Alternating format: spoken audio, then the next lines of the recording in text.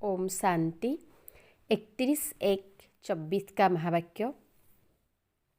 बाबा बोले, मीठे बच्चे, अभी तुम्हें शांति और सुख के टावर में चलना है, इसीलिए अपने स्वभाव और कैरेक्टर को सुधारते जाओ, पुराने को परिवर्तन करो। प्रश्न है, दिमाग सदा रिफ्रेश रहे, उसकी युक्ति क्या है? उत्तर है, बाप जो सुनाते हैं उसका मंथन करो। विचार सागर मंथन करने से दिमाग सदा रिफ्रेश हो जाता है। जो सदा रिफ्रेश रहते हैं वो दूसरों की भी सर्विस कर सकते हैं। उनकी बैटरी सदा चार्ज होती रहती है, क्योंकि विचार सागर मंथन करने से सर्वशक्तिमान बाप के साथ कनेक्शन जुटा रहता है। गीत है, नयनहीन को राह दिखाओ। ओम शांति। यह गीत भी मनुष्य का गाया हुआ है, परंतु अर्थ कुछ भी नहीं जानते। जैसे और प्रार्थना करते हैं, यह भी जैसे कि प्रार्थना है। परमात्मा को जानते नहीं। अगर परमात्मा को जाने तो सब कुछ जान जाए। सिर्फ परमात्मा कह देते हैं, परंतु उनके जीवन का कुछ भी पता नहीं। तो नयनहीन हुए ना। तुमको अब ज्ञान का तीसरा नेत्र मिला है, इसीलिए तुमको त्रिनेत्री कहा जाता है। दुनिया में मनुष्य यह अक्षर कहते हैं त्रिनेत्री, त्रिकालदर्शी, त्रिमूर्ति, परंतु अर्थ कुछ भी नहीं जानते। जैसे कहते हैं साइंस और साइलेंस का आपस में क्या संबंध है। प्रश्न पूछते हैं, उत्तर खुद भी नहीं जानते। कहते हैं वर्ल्ड में पीस हो, परंतु वह कब हुई थी, किसने की थी, कुछ भी नहीं जानते। सिर्फ पूछते रहते हैं। तो ज़रूर कोई जानने वाला चाहिए जो बताए। तुम बच्चों को बाप ने समझाया है, यह सब खेल बना हुआ है। टावर ऑफ पीस, सुख का टावर सबका टावर होता है। शांति का टावर है मूल वतन, जहाँ हम आत्माएं रहती है, उसको कहेंगे टावर ऑफ साइलेंस। फिर सतयुग में है टावर ऑफ सुख, टावर ऑफ पीस, प्रॉस्पेरिटी। तो ऐसे कोई मुख से नहीं कहेंगे कि हम आत्माओं का घर मुक्ति धाम है। यह सब बातें बाप ही समझाते हैं। टीचर हो तो ऐसा हो। वह है टावर ऑफ नॉलेज, तुमको भी शांति और सुख के टावर में ले जाते हैं। यह फिर है टावर ऑफ दुखधाम, हर बात में इंसॉल्वेंट है। पवित्रता, सुख, शांति का वर्षा तुम इसी समय ही पाते हो। बलिहारी इसी पुरुषोत्तम संगम युग की है। इनको कल्याणकारी युग कहा जाता है। कलयुग के बाद फिर होता है सतयुग। वह सुख का टावर है, वह शांति का टावर है, यह दुख का टावर है। यहाँ अथाह दुख है, सब दुख आकर इकट्ठे हुए हैं। कहते हैं ना, दुख के पहाड़ गिरते हैं। जब अर्थक्वेक आदि होती है तो कितना त्राही त्राही करते हैं। बाप ने समझाया है, बाकी टाइम थोड़ा है। बच्चों को याद की यात्रा में टाइम लगता है। बहुत है जो पूरा समझते ही नहीं। बिंदी समझे, क्या समझे? और जैसे आत्मा है ऐसे ही परमात्मा भी है। आत्मा को जानते हो ना, वो लक्की सितारा है, बिल्कुल सूक्ष्म है, इन आँखों से नहीं देख सकते हैं। तो यह सब बातें बाप समझाते हैं। ऐसी बातों पर विचार सागर मंथन करने से भी दिमाग रिफ्रेश हो जाता है। कहाँ भी जाओ, कहाँ भी जाएंगे तो समझाएंगे कि tower of Shanti, tower of सुख, टावर ऑफ पवित्रता है ही न्यू वर्ल्ड में। पुराने स्वभाव को, कैरेक्टर को सुधार कर बाप नई दुनिया का मालिक बनाते हैं। मनुष्य गाते हैं, वेद शास्त्र गीता आदि पढ़ते हैं, परंतु समझते कुछ भी नहीं। सीढ़ी तो नीचे उतरते ही आते हैं। अपने को शास्त्रों की अथॉरिटी समझते हैं, परंतु उनको उतरना ही है। आत्मा पहले सबकी सतो प्रधान होती है, फिर धीरे धीरे बैटरी खलास हो जाती है। इसी समय सबकी बैटरी खलास है। अब फिर बैटरी चार्ज होती है। बाप कहते हैं मन मना भव, अपने को आत्मा समझो। बाप है सर्वशक्तिमान, उनको याद करने से तुम्हारे पाप कट जाएंगे और फिर बैटरी भर जाएगी। तुम अभी फील कर रहे हो हमारी बैटरी भर रही है, कोई की नहीं भी भरती है। सुधरने के बदले और ही बिगड़ जाते हैं। बाप से प्रतिज्ञा भी करते हैं, बाबा हम कभी विकार में नहीं जाएंगे। आपस में तो आपसे तो 21 जन्मों का वर्षा जरूर लेंगे, फिर भी गिर पड़ते हैं। बाप कहते हैं काम विकार पर जीत पाने से तुम जगत जीत बनेंगे। फिर अगर विकार में गया तो कल्पचट, यह काम महाशत्रु है। एक दो को देखने से काम की आग लगती है।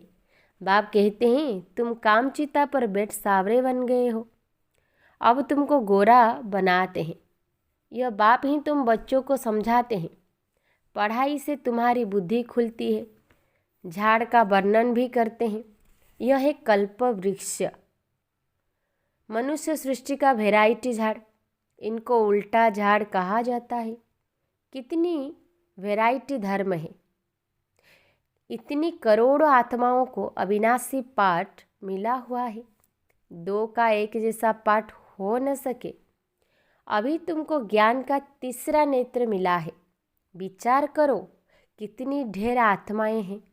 जैसे मछलियों का एक खिलौना होता है, तार पर ऐसे नीचे उतरती है, यह भी ऐसे ही है। हम भी ड्रामा की रस्सी में बंधे हुए हैं। ऐसे उतरते उतरते कल्प आकर पूरा हुआ है, फिर हम ऊपर जाते हैं। यह समझ भी बच्चों को अब मिली है। ऊपर से आत्माएं आती है, नंबरवार ऐड होती जाती है। इस खेल में तुम पाठधारी हो।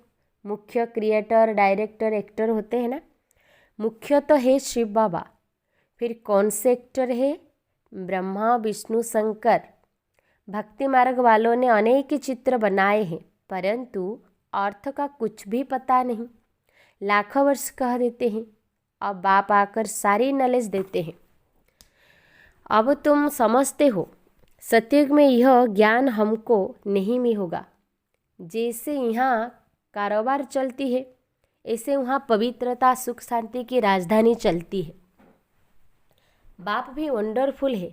इतनी छोटी बिंदी है, जैसे तुम्हारी आत्मा ऐसे इनकी आत्मा भी बाप से सारा ज्ञान ले रही है। बाबा फिर बड़ा थोड़े ही होगा, वो भी बिंदी है। तुम्हारी आत्मा जो बिंदी है, उनमें सारा ज्ञान धारण हो रहा है। यह ज्ञान कल्प के बाद फिर बाप देंगे। जैसे रक्कड़ भरा हुआ होता है, जो रिपीट होता है ना, आत्मा में भी सारा पार्ट भरा हुआ है। कोई बहुत वंडरफुल बात होती है तो उनको कुदरत कहा जाता है। इस अनादि ड्रामा के पार्ट से एक भी छूट नहीं सकता, सबका पार्ट बजाना ही है। यह बड़ी वंडरफुल बातें हैं जो अच्छी रीति समझ कर धारण करते हैं तो खुशी का पारा चढ़ता है। तुमको कितनी स्कॉलरशिप मिलती है, तो पुरुषार्थ अच्छी रीति करना चाहिए। आप समान बनाना है। तुम सब टीचर हो, टीचर तुम्हें पढ़ाकर आप समान टीचर बनाते हैं। ऐसे नहीं कि गुरु भी बनना है, नहीं, तुम टीचर बनते हो तो क्योंकि राजयोग सिखलाते हो, फिर तुम चले जाएंगे, यह भी तुम समझते हो। वो लोग तो जानते नहीं, न सद्गति दे सकते हैं। सर्वों का सद्गति दाता तो एक बाप है ना। लिबरेटर, गाइड भी वही है। जब तुम वहाँ से आते हो तो बाप गाइड नहीं बनता है, बाप गाइड भी अभी बनता है। जब तुम घर से आते हो तो घर को ही भूल जाते हो। अभी तुम भी गाइड हो, पंडे हो, सबको रास्ता बताते हो। अशरीर भव, तुम्हारा नाम पांडव सेना भी है। शरीरधारी तो है ना। जब अकेले हो तो सेना नहीं कहेंगे, शरीर के साथ जब माया पर जीत पाते हो तब तुमको सेना कहते हैं। उन्होंने फिर लड़ाई की बात लिख दी है। यह है बेहद की बात। वो लोग कॉन्फ्रेंस आदि करते हैं, संस्कृत आदि के कॉलेज खोलते हैं, कितना खर्चा करते हैं। खर्चा करते करते जैसे कि खाली हो पड़े हैं, चांदी सोना हीरा सब खलास हो गए हैं। फिर तुम्हारे लिए सब कुछ नया निकलेगा तो तुम बच्चों को चलते फिरते बहुत खुशी होनी चाहिए। बाप को और वर्षा को याद करना चाहिए। तुम्हारा पाठ चलता रहता है, कभी बंद होने वाला नहीं है। बाप समझाते हैं, तुम अपने जन्म को नहीं जानते हो। 84 जन्म का हिसाब किताब भी इनको बताते हैं। जो पहले पहले आते हैं तुम बच्चों को अथाह सुख मिलता है। Tower of health, wealth, happiness, तो कितना नशा होना चाहिए। बाप हमको बेहद का वर्षा देते हैं। जितना तुम नज़दीक आते जाएंगे उतनी आफतें भी आती जाएगी। झाड़ की वृद्धि भी होनी है। झाड़ कच्चे हैं तो झट तूफान लगने से झड़ जाते हैं। यह तो होना ही है। तुम्हारा एम ऑब्जेक्ट का चित्र सामने खड़ा है, तुम और कोई चित्र नहीं रख सकते। भक्ति मार्ग में मनुष्य ढेर चित्र रखते हैं। ज्ञान मार्ग में है एक, सो भी नॉलेज बुद्धि में है। बाकी बिंदी का चित्र क्या निकालेंगे। आत्मा तो सितारा है ना। यह भी समझने की बातें हैं। आत्मा को तो इन आँखों से देख नहीं सकते। बहुत कहते हैं बाबा हमको साक्षात्कार हो, वैकुंठ देखे, परंतु देखने से मालिक थोड़े ही बनेंगे। मनुष्य कहते हैं फलाना स्वर्ग पधारा, परंतु स्वर्ग है कहाँ जानते थोड़े ही है। जो आत्मा स्वर्ग में गई है वही कहती है। आत्मा को तो सब याद रहता है ना। अब तुमको ऊंचे से ऊंचा बाप पढ़ा रहे हैं, जिससे तुम ऊंचे से ऊंचा पद पा रहे हो। नंबरवार पुरुषार्थ अनुसार नर से नारायण जरूर बनेंगे।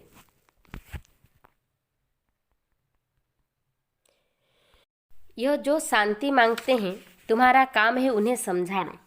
कोई समझते भी है कि यह एक्यूरेट कहते हैं। वह समय भी आएगा, लिखा हुआ है, कुमारियों द्वारा भीष्म पितामह आदि को ज्ञान के बाण मारे। बाकी ऐसे नहीं अर्जुन ने बाण मारा, गंगा निकली।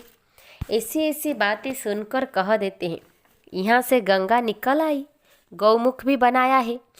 अभी तुम बच्चे देखते हो, तुम्हारा यादगार भी खड़ा है। वह जड़ दिलवाड़ा यह है चैतन्य। उसमें ऊपर वैकुंठ दिखाया है, नीचे तपस्या कर रहे हैं। ऊपर राजाई के चित्र है, इसीलिए मनुष्य समझते हैं स्वर्ग ऊपर है। बम्स बनाने वाले खुद भी समझते हैं यह हमारे ही विनाश के लिए है। कहते हैं ऐसे करेंगे तो जरूर विनाश होगा। लिखा भी हुआ है, महाभारत लड़ाई में ऐसे हुआ था, सब खत्म हुए थे। सतयुग में है ही एक धर्म, तो जरूर बाकी सब खत्म हो जाएंगे। यह भी बच्चे जानते हैं।